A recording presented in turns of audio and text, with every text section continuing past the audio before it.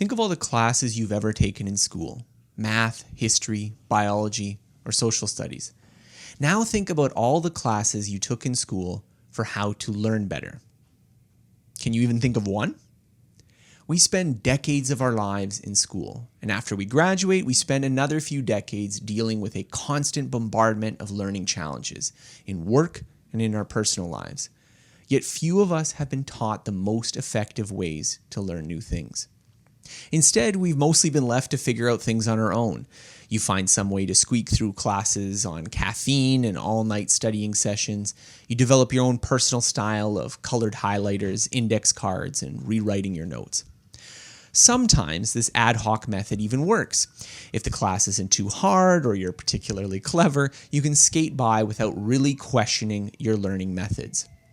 Yet sooner or later, we all encounter a challenge that threatens to break us.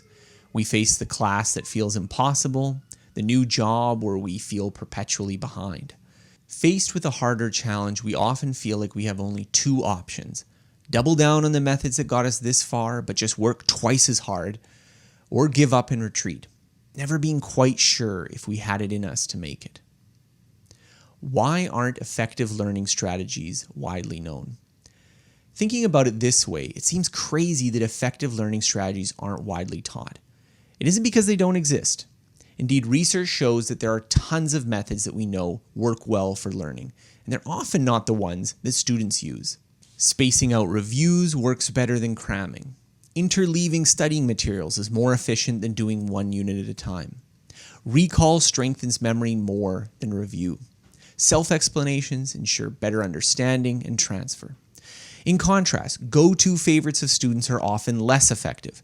Highlighting can be a risky strategy if you want retention. Drawing concept maps isn't as effective as retrieval practice. Late-night study sessions cut sleep, eliminating essential memory consolidation.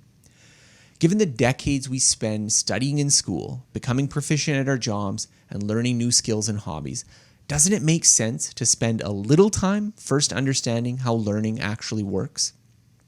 You need a high-performance learning system.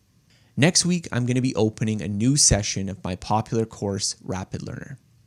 Leading up to that course, I'm also going to share 3 lessons drawing upon science and hard-won practical experience for how to learn more effectively. Today, all I want to stress is that you need a coach and a system for learning difficult things. Just as we don't expect elite athletes to simply guess at the best technique for hitting a tennis serve or sprinting a 100-meter dash, you shouldn't have to guess at which approaches work best for becoming skilled at the subjects you care about.